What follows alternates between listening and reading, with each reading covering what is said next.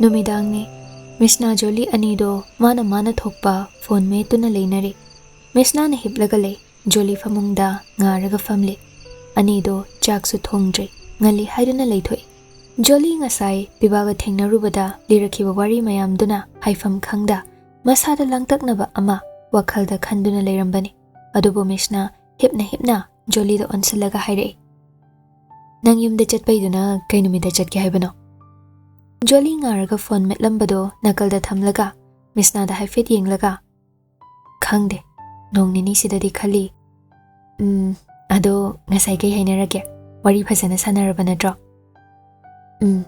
वारी दी फजना दम सानरे अदो हाना दौनदे तौदेदा यारे बेमा वारी बु फजना सानबा यारदि हाना दौद्रसु फरबनी अदो सिदैदी ममादा इनसिन यारनी खरा थुना लुहोंगनबा तौरोना यारे हाइपा सारन अखोय दुम तपना पाव फाउनजगी चलो चाक थोंगनबा थेंख्रे जो इस अखोय दुम तौजगे कै ओ पक्त्रे यमना वा फाउ ngang बंगमद्रे दुगा ओ फारे यारे चलो थेंगे मी चाक थोंगनबा आई ngak लेर लागेबा चलो से चलो बा हाइरगा जोलीना नमदना मिसना दो इंथोकलगा थोखनख्रे मिसना थोखरबा मतों जोली खनबा याबा करी नो WakhaLda मोवन सुखले मसादुसु लेफम खंगद्रे लांगतकनबना करिगिना हनमखै खल्लुबा सिंगदुगा ngasi पिबागी पुनसिना ओइरमलिबा सिंगसिगा मा हाइफम तोफम खंगदबनी अदुनसो हरावा पेंजबनसो मबुकनिंगदा फाउजे कैगुम्बा वाफमसे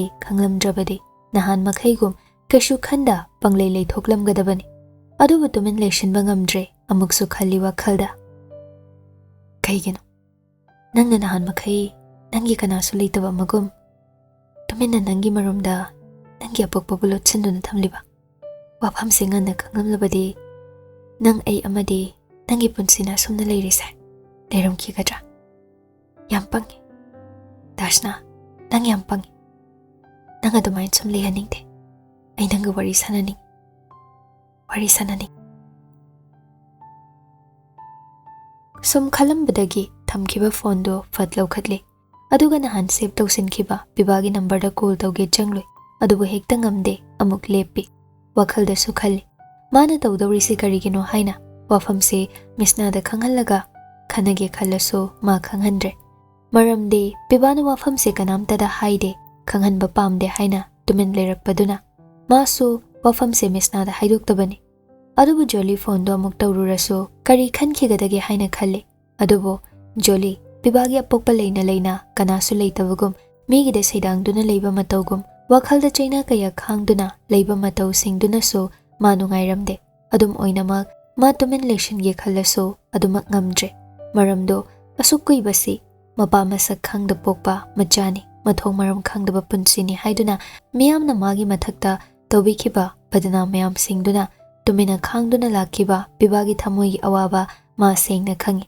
अदुनसु वाफमसे खंगलबा मतों मा हेना लेफम खंगदा वाफमसे फोंदोकपा पामलकपनी अदुना WakhaLna अथेंगबा थमलसो थमोइगी निंगाइना हेनबना इनसलुबा तौदा मखुत्तुना नमलगा पिबागी नंबरदा कॉल तौशिल्ली असोमदना पिबा फमना लैपटॉपदा थबकी कैकैनो खरा येंगदुना लेरे नकलदा लेरिबा phone लाकपदुदा कनानो येंगले अदुबु save तौरमलिबा नंबरदो उबदा माइथोंदु ममन तौरई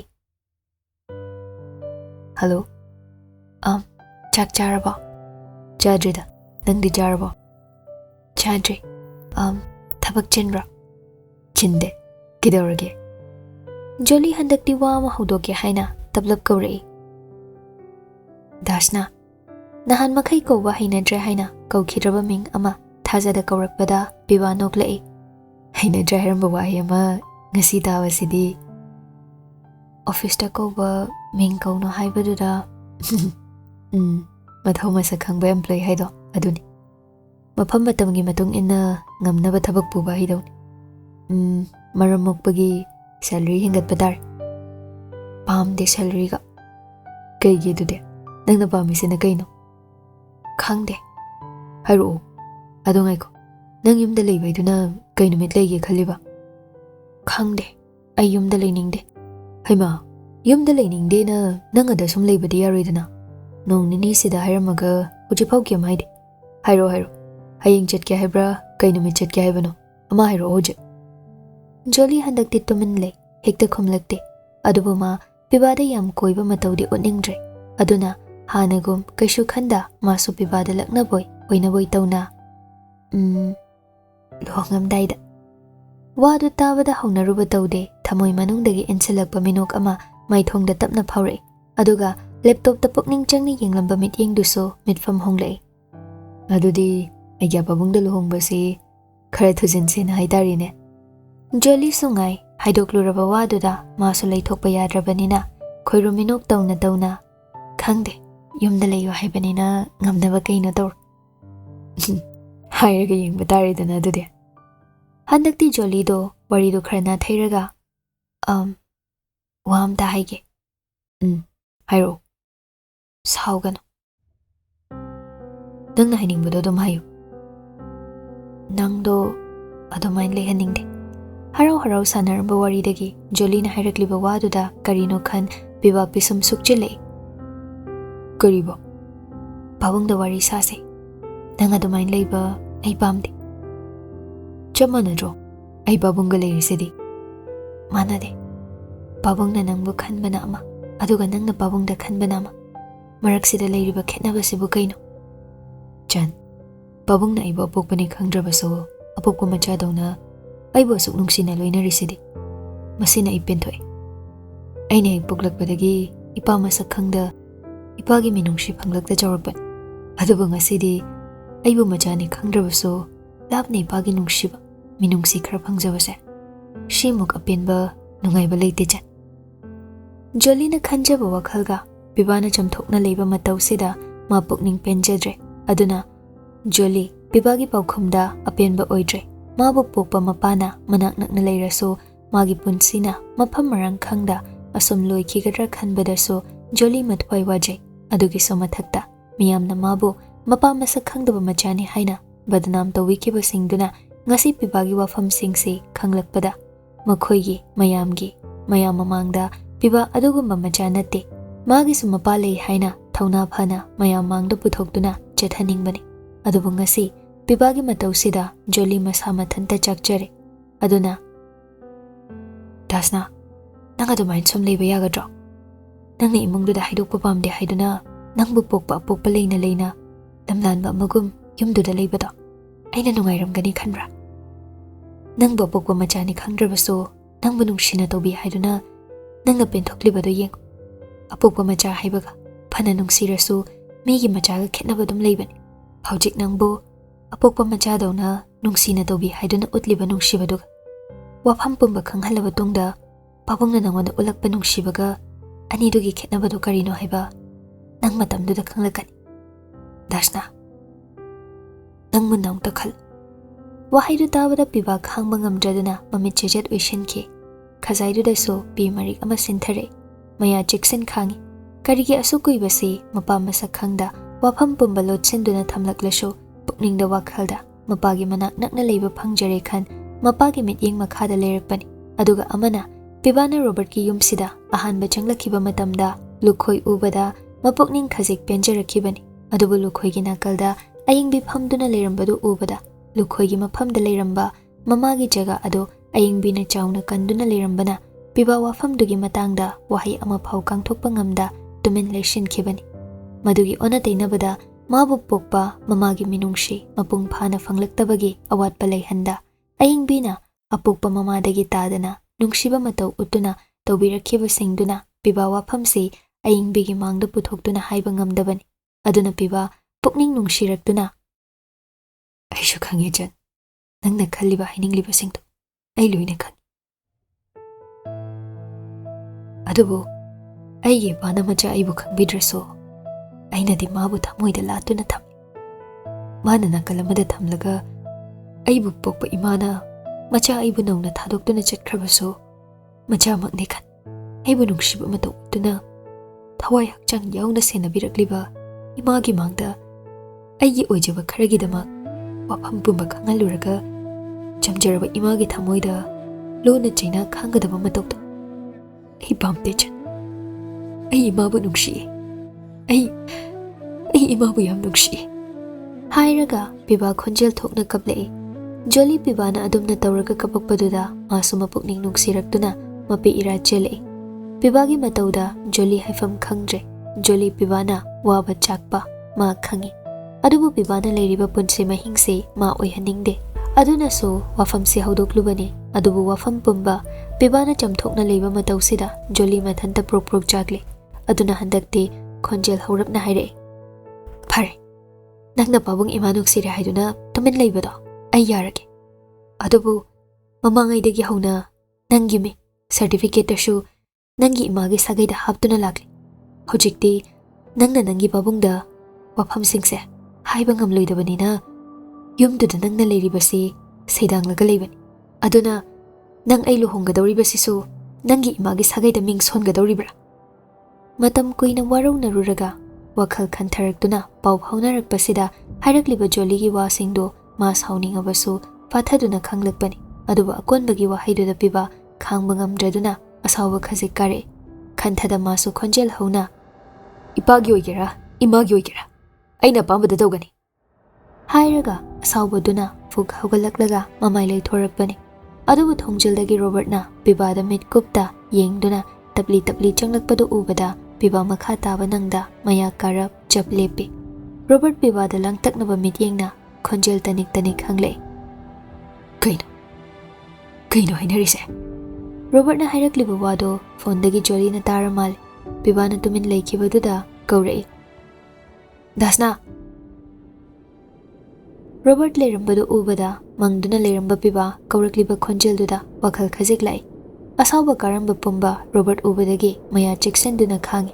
Aduga taptharaga aingagle dorgi hairaga fondo pat kakthatle. Aduga mara leiraba amagum Robert haifet yenglamlaga mamaido leimaida non tharap tawna leiki. Robert mamana chak loire haiduna kaurakpadagi PIBA kauba changlakpani. Aduba fonda sanaramliba warido haifet tarubada PIBA kauba ngamda tumin leptuna wari tarambani. Robert sordu tanik holaga mitlu irachen PIBAda yengna wado mayik singo PIBA karimta khumba ngamde non thaduna leramba mamaido haigalakpa ngamda Robert ki wahang amana khamba yada mapi sinthare. Robert kapna hik chingkhale. Aduga PIBAgi mangda leplaga makhut anida PIBAgi lingjumda paiduna niklai warongna so haire.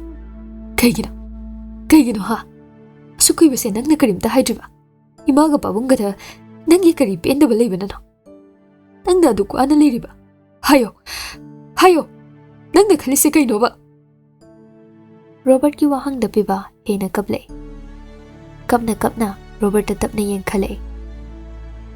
Robert ai kai hayo haibano ai khangtre ai hairaga PIBA kaplaga leikre. Robert asawba khonphamda PIBAda yenglaga phare tudi wafam pumba pabungda khangangani hairaga fingna thokige tawi. Robert na tawrakliba matawduda pakhatladuna PIBA khonglei thuna Robert ki mangda leptuna thatli. Aduga makhut khutsa tara lunaduna Robert nanga tumna taw ai imabu yam nungsi Robert ai ima yam nungsi wafam sina maram oiraga imagi thamoida nagadaba chainado yengba pamdi Robert please nangai bu nungshiradi wafamse aiga pabunga imagada khanganbigano. Adude ayo nang wafamse kyam kuina lotuna thamba ngamkani. PIBA khumde tumin le. Iratana yomlaba mitlu aniduna Robert tamunna yengduna le. Kumo wafamse nang kyam kuina lotpa ngamgadagi hayo aina gamliba makai ngasi phauso ai ngamduna lakli. Adubu Robert ngasidi ai nangi bangna maithire haiduna so aiga pabunga imagadagi maphamdadi punsigi changyeng oina ai mai pakpa ngamjagi. Masida higi thauna oina nangna lepi matam pumbadasu aigi damak lepi ba hairagati nang adubu ngasigi mikupsigisu ai nangi nating pami Robert. Tanjaduda makhadagi ayingbina hai bungo PIBA la one noibo chak se ingene.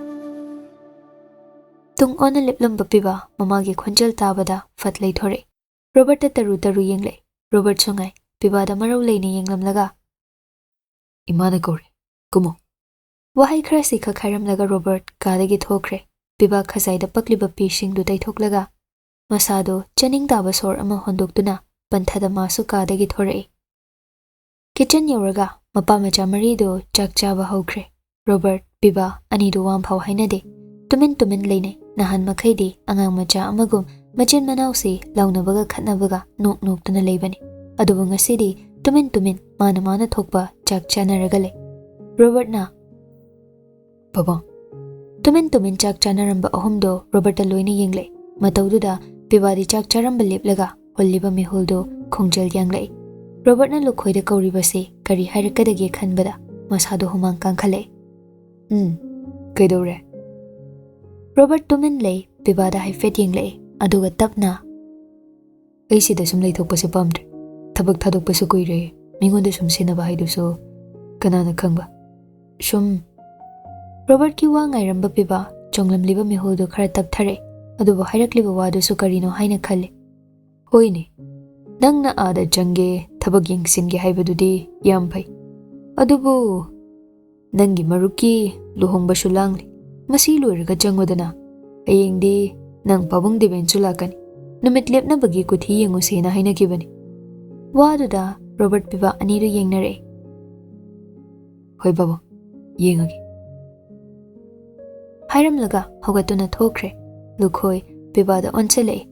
PIBA kaidore nasaga ngamdrabro nangbo kashtaude daiga baba thabakni haidana tumba chaba matam naidaba tongnuko nangi luhongbaso matam lepnanaba haidana wa loirabani ayengdi nangi kuthiso namaga puna yengugena khali ichabu kari haininge aiga babunga imagana fani khanbado nachagi apambani hairamlaga PIBA so hogale aiga baba nacha hogalagi chalo hairaga thokre ayengbi lukhoi anido ngasi macha anigi matauda karino khan yengduna lehowi.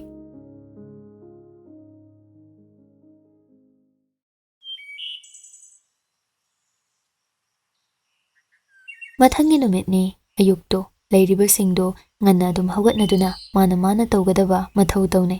Robert su lai seba loiraga mafi honglaga kitchen lomda breakfast chanaba changlaktuna famthai. PIBA so office chatpada punaba bag to pairaga kumthare. Karim haina de anido PIBA sofa da famna Robert ta amuk yengle. Robert cha cup ama pairaga chafam thokpa thakfam thokpa chaduna leiri.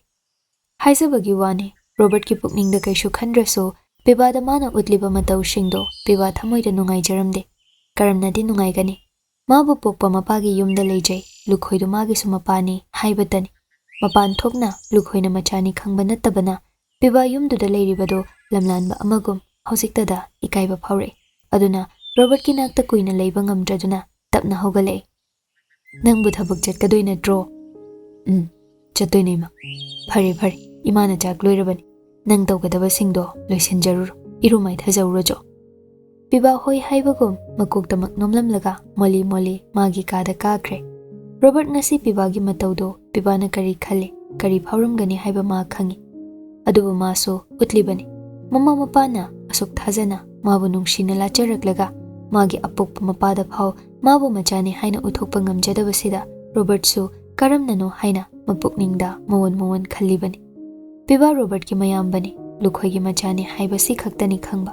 Manungi oiba wari di mana khangba nate adubu manungi wari khangdraso mamangai magi imung manungna yeknaba oirai. Aduga marakta kiyambana PIBA gi lambi khudingda yalakhiba singdunaso Robert hausiktada WakhaL khanba yaba khalakpani. Adubo PIBA gi pukjel thamoi ma phajana khangi. PIBA thamoi thotpa yam thuba mini. Aduna mapukning nungsiramgani haibaso mana khangi. Yenglibani maso PIBA gi matau kharade.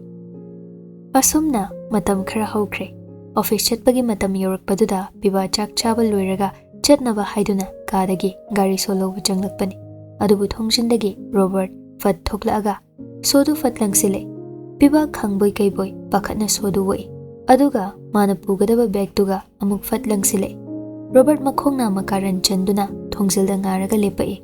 ꯑꯗꯨꯒ ꯍꯥꯟꯅꯒꯨꯝ ꯀꯣꯏꯗꯕ ꯃꯇꯧꯗ ꯂꯛꯅꯔꯦ ꯁꯦ ꯅꯁꯥꯗꯣ ꯇꯦꯟꯁꯟꯗ ꯁꯨꯝ ꯂꯩꯔꯗꯤ ꯌꯥꯔꯣꯏ ꯁꯤ ꯐꯥꯎꯗꯤ ꯀꯥꯎꯗꯅꯕ ꯍꯣꯠꯅꯧ ꯀꯧꯔꯝꯃꯦꯅ ꯑꯩꯅ ꯄꯨꯊꯣꯔꯛꯑꯝꯅꯤ ꯆꯠꯂꯣ ꯌꯥꯔꯦ ꯌꯦꯡꯅꯤꯡꯗꯦ ꯄꯤꯕꯥ ꯔꯣꯕꯔꯠꯅ ꯊꯥꯖꯗ ꯍꯥꯟꯅꯒꯨꯝ ꯇꯧꯔꯛꯄ ꯃꯇꯧꯗ ꯅꯣꯛꯐꯦꯠ ꯇꯧꯔꯛꯑꯦ ꯀꯥꯎꯗꯦꯗ ꯑꯩꯁꯨ ꯂꯧꯒꯦꯅ ꯆꯪꯉꯛꯏꯅꯤ ꯍꯣꯏ ꯌꯥꯔꯦ ꯀꯥꯗꯒ ꯆꯪꯉꯅꯨ ꯆꯠꯂꯣ ꯊꯦꯡꯉꯤ ꯑꯣꯐꯤꯁꯇ ꯉꯥꯏ ꯂꯩꯔꯝꯃꯅꯤ ꯗꯦꯠ ꯇꯧꯅꯕ ꯏꯁ ꯌꯥꯝ ꯈꯪꯕꯩ ꯇꯥꯏꯞꯇ ꯈꯪꯕ ꯈꯪꯗꯕ ꯂꯨꯍꯣꯡꯕ ꯅꯪꯅ ꯍꯥꯟꯗꯣꯔꯦꯅ ꯌꯥꯝ ꯄꯣꯡꯈꯤꯗꯥꯏꯅꯦ ꯍꯥꯟꯖꯔꯣ ꯏꯌꯥꯝꯕ ꯂꯣꯏꯔꯒꯅꯦ ꯅꯅꯥꯎ ꯑꯃꯨꯛ ꯇꯞꯅ ꯍꯣꯡꯖꯔꯒꯦ ꯄꯤꯕꯥ ꯏꯀꯥꯏ ꯅꯨꯡꯁꯤ ꯌꯥꯅꯅ ꯅꯣꯛꯂꯒ ꯔꯣꯕꯔꯠꯇ ꯀꯣꯟꯁꯤꯜꯂꯛꯑꯦ ꯆꯠꯂꯨꯈꯤꯒꯦ ꯔꯣꯕꯔꯠ ꯃꯀꯣꯛ ꯅꯣꯝꯂꯛꯏ ꯍꯥꯏꯕꯒꯨꯝ ꯄꯤꯕꯥ ꯍꯔꯥꯎ ꯍꯔꯥꯎ ꯀꯨꯝꯈ꯭ꯔꯦ ꯔꯣꯕꯔꯠ ꯄꯤꯕꯥꯒꯤ ꯍꯔꯥꯎꯕ ꯃꯇꯧ ꯎꯔꯒ ꯉꯁꯤꯗꯤ ꯊꯃꯣꯏꯗ ꯍꯦꯟꯅ ꯑꯄꯦꯟꯕ ꯄꯣꯛꯆꯔꯝꯃꯤ ꯊꯣꯡꯖꯤꯜꯗ ꯉꯥꯔꯒ ꯂꯦꯞꯅ ꯂꯦꯞꯅ ꯃꯃꯣꯟ ꯇꯧꯅ ꯌꯦꯡꯗꯨꯅ ꯂꯩꯍꯧꯏ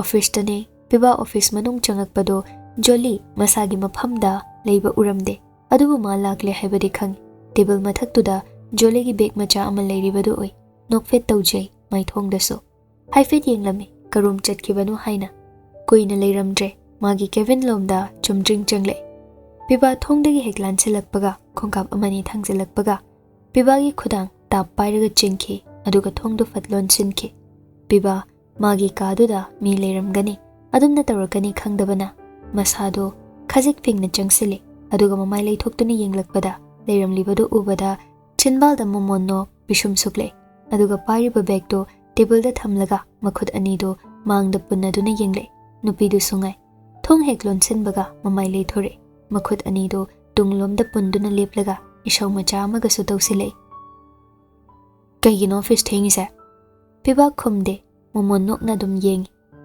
ꯖꯣꯂꯤ ꯑꯃꯨꯛꯁꯨ ꯃꯈꯥ ꯇꯥꯔꯛꯏ ꯍꯪꯉꯤꯁꯦ ꯇꯥꯗꯕ꯭ꯔꯣ ꯑꯣꯐꯤꯁꯁꯤꯒꯤ ꯕꯣꯁ ꯑꯃ ꯑꯣꯏꯔꯗꯤ ꯅꯪꯒꯤ ꯃꯈꯥꯗ ꯂꯩꯔꯤꯕ ꯁ꯭ꯇꯥꯐꯁꯤꯡꯁꯦ ꯉꯟꯅ ꯂꯥꯛꯑꯒ ꯌꯦꯡꯁꯤꯟꯒꯗꯕ ꯅꯠꯇ꯭ꯔꯣ ꯃꯗꯨ ꯉꯝꯂꯣꯏꯗꯕ ꯂꯩꯔꯗꯤ ꯍꯌꯦꯡꯈꯩ ꯑꯣꯐꯤꯁ ꯂꯥꯛꯀꯅꯨ ꯍꯟꯗꯛꯇꯤ ꯄꯤꯕꯥ ꯇꯨꯃꯤꯟ ꯂꯦꯞꯂꯒ ꯂꯩꯕ ꯉꯝꯗ꯭ꯔꯦ ꯅꯨꯄꯤꯗꯨꯒꯤ ꯅꯥꯛꯇ ꯆꯪꯁꯤꯜꯂꯒ ꯈꯨꯗꯥꯡ ꯄꯥꯏꯗꯨꯅ ꯆꯤꯡꯁꯤꯜꯂꯤ ꯃꯅꯥꯛ ꯅꯛꯅ ꯂꯦꯞꯍꯜꯂꯤ ꯑꯗꯨꯒ ꯃꯨꯟꯅ ꯌꯦꯡꯗꯨꯅ